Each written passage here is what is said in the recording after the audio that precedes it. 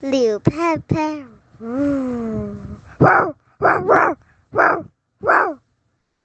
大家好，歡迎收聽聊 pat pat，我係 Emily 啊。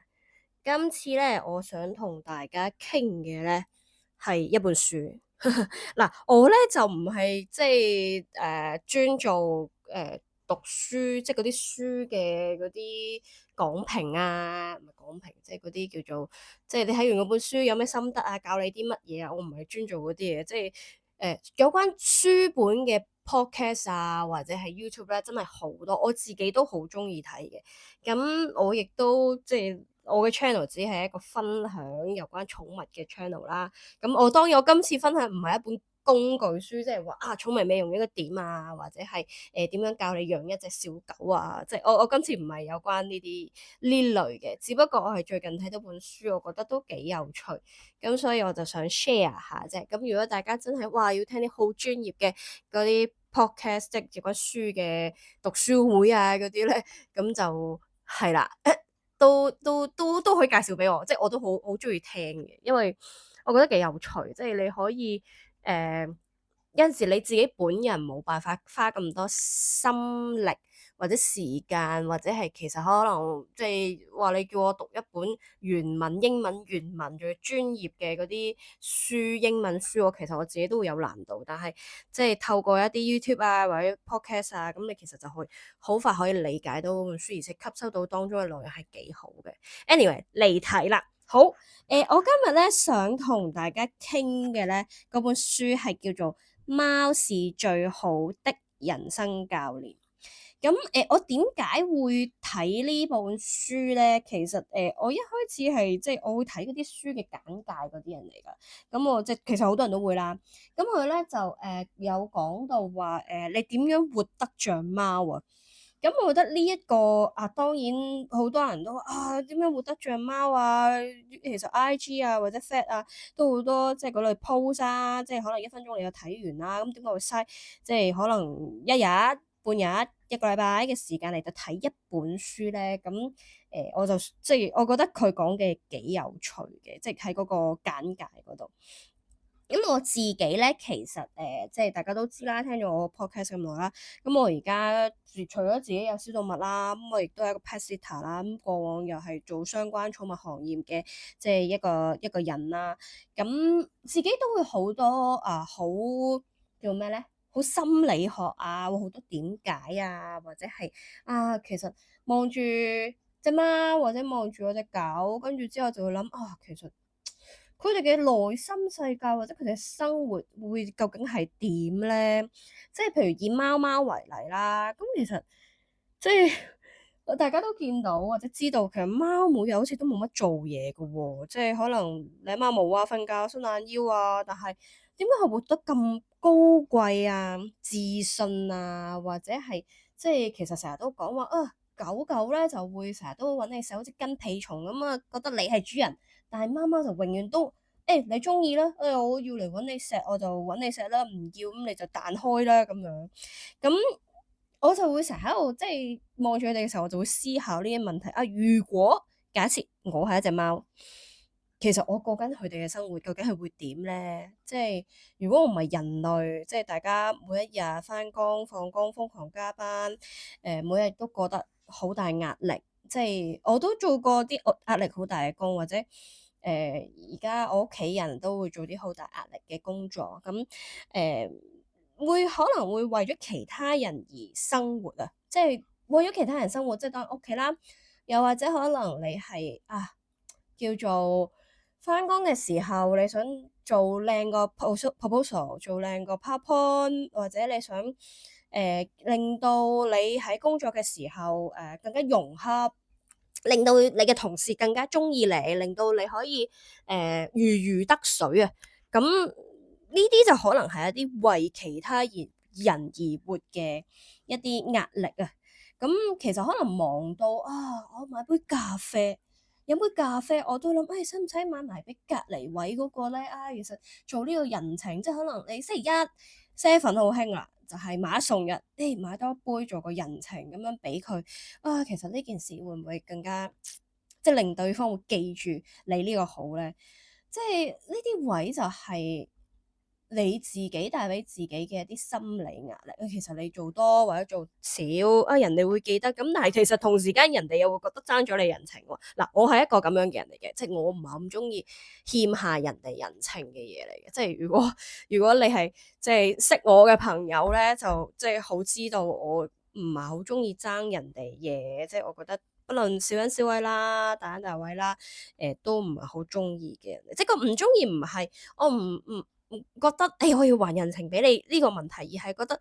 我會覺得唔好意思啊！即係其實你人哋幫你做啲嘢，跟住之後其實佢 effort 咗幾多嘢喺入邊咧？即係當然我有啲好好嘅朋友都，我只不過咁樣做啫嘛，我都唔係即係你得唔得或者乜嘢係即係冇乜所謂噶喎，唔使咁大壓力咁。但係即係我就係一個咁嘅，我俾人話咗無數咁多次，我努力咁嚟到去改善噶啦。咁當然我又唔係要即係做一個咩都唔理啊，或者係即係咁樣嘅人嘅。咁我都落學緊一個平衡咯。即係我覺得活喺呢個世界，特別香港，即係都係活喺一個平衡咯。咁呢本書咧，佢其實用咗一個好幽默同埋好得意嘅一個文字，即係個說話話俾我哋聽。上帝咧，因為睇人類活得太懦弱啦，就諗呢樣諗嗰樣啊，或者冇自信啊，或者係有好多嘅棘嘅位啊，咁所以咧，特登咧就將貓咪嚟到創造俾我哋。咁所以貓咪咧，即係不管你係咩宗教啦，佢都係宇宙嚟嘅，即係宇宙派嚟嘅地球嘅頂級嘅心靈嘅治療師。即係我覺得完全係我而家望住我嗰4隻貓貓。每一隻都悠然自得咁樣，即係佢會令到個空間好 peace 啦，好開心啦，唔係好開心，即係好 peace 啦，即係你會覺得好 meditation 好舒服嘅感覺。咁咧呢本書咧就係會話俾你聽，不論你係譬如返緊工啊，做緊家務啊，即係點樣去換上一個貓嘅腦袋嚟到去生活，嚟到學習。點樣善待自己啦，放過自己，即係人哋放過自己一馬，咁啊自己呢度咧呢本書就教你放過自己做一隻貓。咁啊第一件事咧，你就要係將自己放喺第一位，即係根據自己內心啦，將自己放喺第一位啦。即係當然呢個世界有好多道德撚嘅，sorry，道德標準過高嘅人。嗱，我想 share 一件事，我早排真係 exactly 遇到啊。我咧早排喺度等巴士啦，咁巴士站咧總係有一兩個即係坐低嘅位嘅。咁其實我等嘅時候啱啱咧就係走咗架車，咁所以其實我就其實可以坐喺嗰個位嗰度。咁我坐到差唔多架巴士，即係架巴士已經嚟咗啦。咁啊，司機落，因為總站嚟噶，司機落車去下廁所。咁其實你知都有啲公公婆婆可能行動唔係好方便，咁就排喺你頭位嘅前邊。咁佢就再上車咁樣，好多好多公公婆婆咁，其實我都 OK 噶，即係佢行動唔方便。咁我就坐喺度撳緊電話嘅時候咧，坐喺我隔離嘅嗰位婆婆咧就擁我，係啦，即係唔係大力推嘅，即係總之係嗰啲，嗰啲擁法啦。跟住之後咁，佢又唔講嘢喎，咁我咪掹低個耳機，跟住之後佢指一指，即係前面嗰啲等緊，即係嗰啲行動唔係方便嘅公公婆婆嚟到去叫我讓位俾佢。咁其實架車咧都差唔多開，司機都翻緊嚟㗎啦。跟住之後咧，隔唔夠5分鐘啦，即係我有讓位俾佢，我覺得好少少，但係其實我唔係咁中意人哋即係擁啦，或者係觸碰我嘅。跟住之後再嚟咧，就我已經讓咗位俾佢啦，咁我就個司機翻咗嚟啦，準備上車嘅時候咧，個婆婆再擁我，係啊，佢再擁我，即係佢 total 擁咗2下，我心諗你點解要擁我咧？即係你都要等個司機上咗車，撳好晒所有掣，開門啦，你先上車噶嘛。但係其實個司機未開門嘅，係啦，佢擁我。咁我覺得呢啲位我就會即係嗱，我唔係反擊啊，我只不過會同阿婆婆講，婆婆啊，等一陣好唔好？道門未開，不如等門開咗，我哋先上車啦。即係我態度都直接嘅，亦都唔係冇禮貌嘅，只不過將個事實陳述出嚟。只不過當然我帶情緒啦，即係咁樣嗰啲咧，係啦。咁其實呢啲就係點樣講咧？即係婆婆嘅嗰種出發點就覺得你要讓啊，你要快啊，點點會啲。咁亦都同時，其實我哋由細嘅教育咧，都教咗話我哋係遇到呢啲事啊，要體貼啊，要配合別人啊，要懂得即係呢個團體生活啊，識讓位啊咁樣。咁其實有啲位你係 as 一個人啦，你其實要出聲嘅，將自己放翻喺第一位嘅。咁呢一個亦都係同時係貓貓，譬如貓貓坐咗喺張 sofa 度，佢唔會特登讓位俾你嘅喎。even 到你係主人，even 到你係餵嘢食幫鏟屎嗰個，佢都唔會特登讓位俾你嘅喎。咁所以其實就帶出你有冇發現，其實貓貓係好識善待自己啦，唔會令到自己受委屈啦。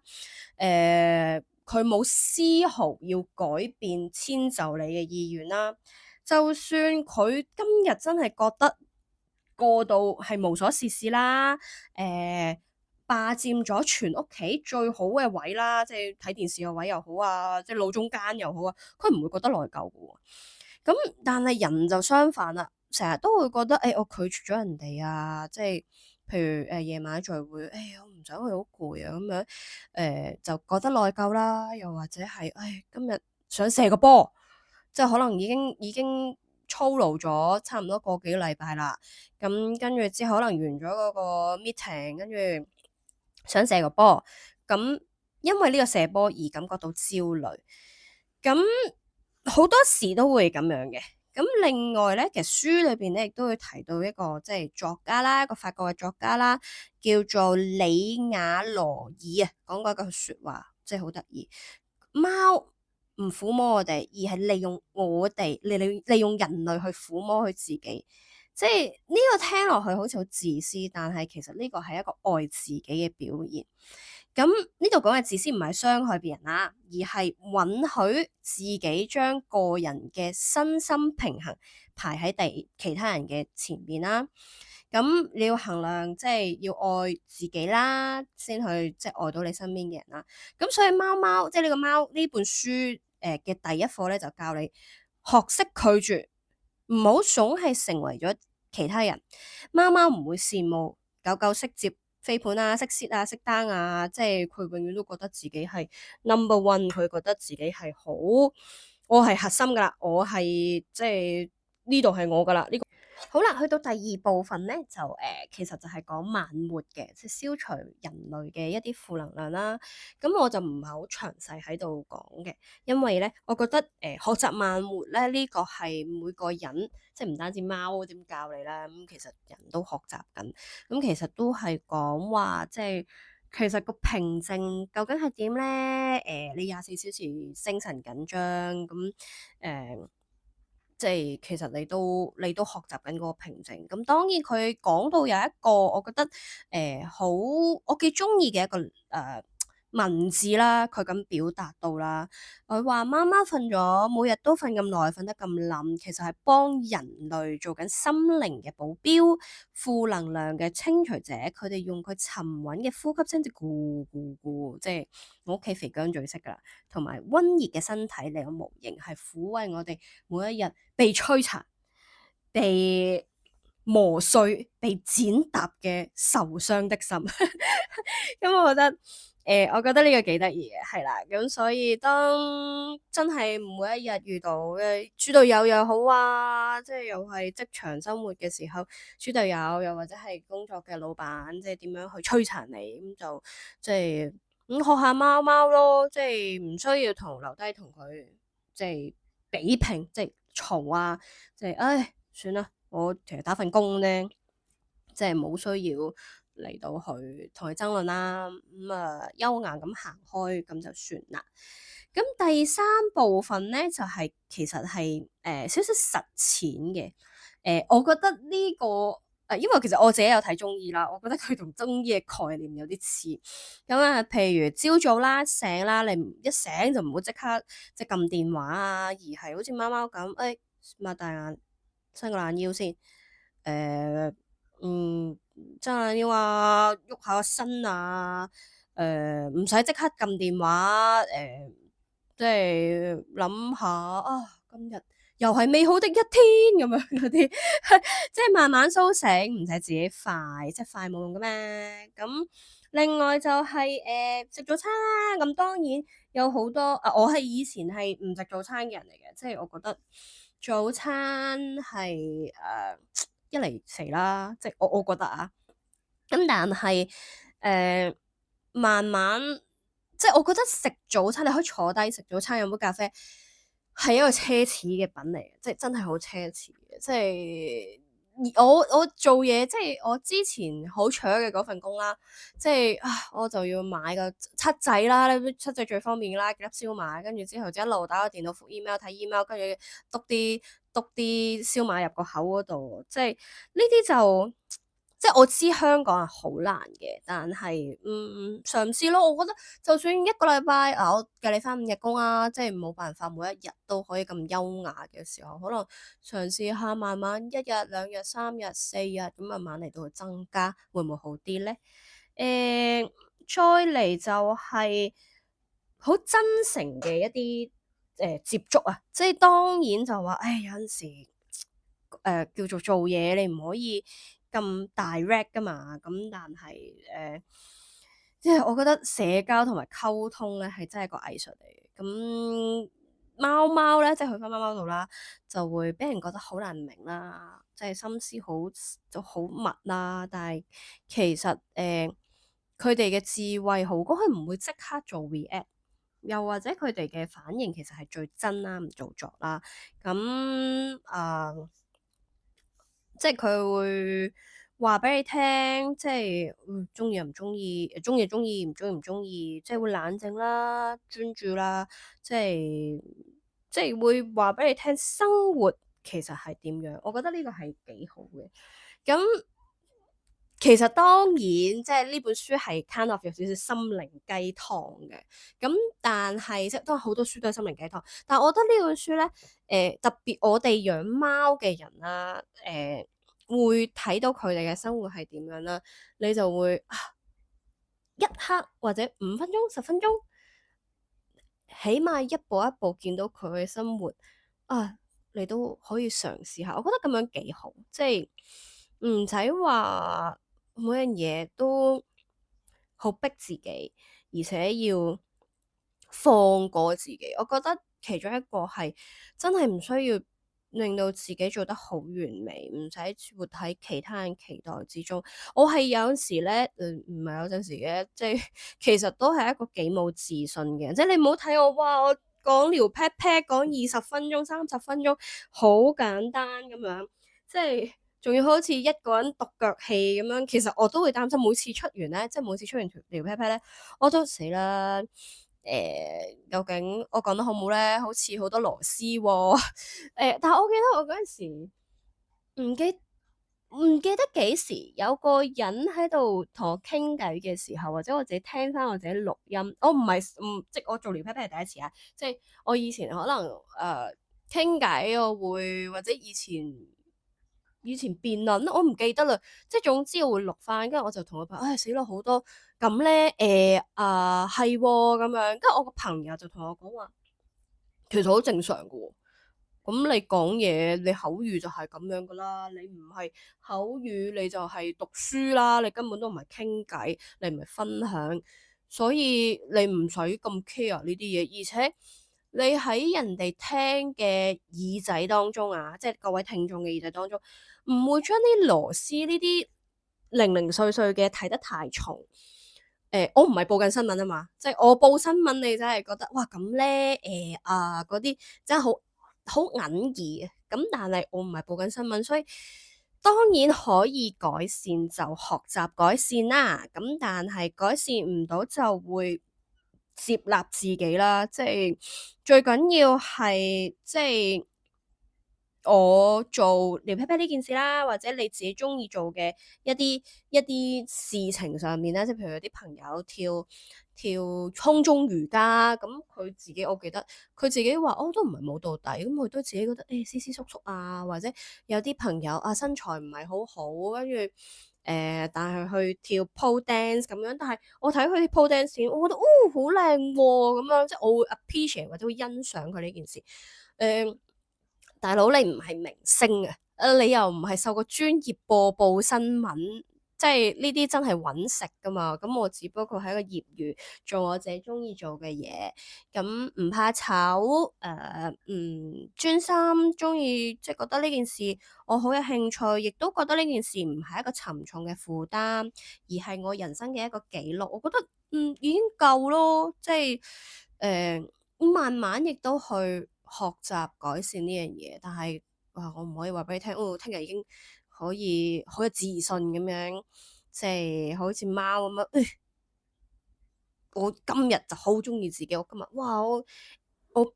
energy 爆滿，我 power 爆滿，我自己直情覺得 I got a power 咁樣，咁我又冇唔會咁嘅，咁我覺得呢個就係一個學習咯，即係我遇到嘅人遇到嘅事，有高高低低，開心唔開心，呢啲位又係好需要去接納，即係我而家係 kind of 經歷緊呢啲階段，但係你點樣去同自己和解又好，點樣屋企人和解又好，點樣去叫做解釋，點樣去 voice 出嚟，其實係一個好需要學習同好需要訓練嘅一件事嚟嘅。我或者今次嗰個讀書會啊，書評啊，